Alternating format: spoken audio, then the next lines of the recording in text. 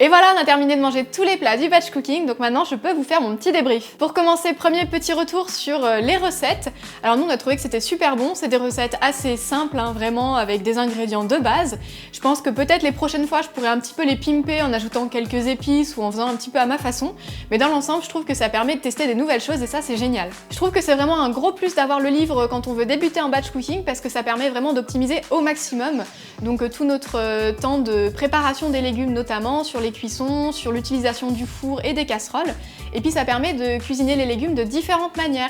Donc par exemple là les patates douces, il y avait une soupe et des patates douces farcies.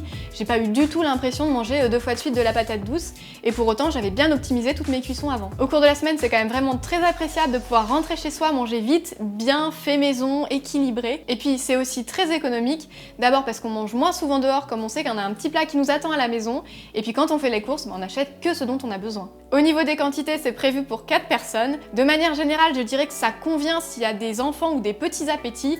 Après, nous, on était toujours un petit peu en dessous des 4 personnes. Donc le livre, c'est quand même une super base, mais je pense qu'il ne faut pas hésiter au fil des semaines et qu'on fait les recettes à adapter la quantité ou l'assaisonnement pour en faire un menu parfait pour soi.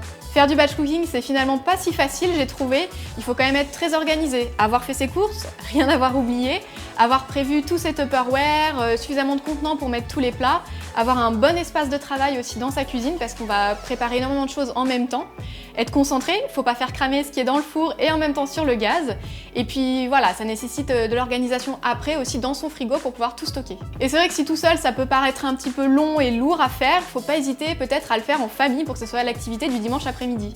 Bref, je suis super contente d'avoir testé le batch cooking, je trouve que c'est une super manière de manger équilibré sans pour autant passer des heures en cuisine. Par contre, je suis pas sûre que ce soit quelque chose que j'ai envie de faire toutes les semaines, ça demande quand même beaucoup d'organisation et de rigueur, et puis on perd un petit peu en spontanéité en cuisine. Donc peut-être qu'à l'avenir c'est quelque chose que je ferai quand je sais que je vais avoir une semaine vraiment chargée au niveau du travail ou que je serai moins à la maison pour cuisiner, ou alors que je vais réserver voilà, pour des moments où je suis un peu plus motivée ou alors on le fait en famille. Et sans faire du vrai batch cooking avec la préparation de très nombreux plats, je pense que je m'inspirerai aussi un petit peu de ce principe pour préparer une salade, une soupe ou même un gros plat de gratin le week-end pour être un peu plus tranquille la semaine. Et voilà, je sais pas si vous connaissiez le batch cooking, en tout cas j'espère que ce test vous aura plu et pourquoi pas donner envie de passer les 2 prochaines heures en cuisine. Et puis moi je vous dis à tout bientôt avec plein de nouvelles vidéos.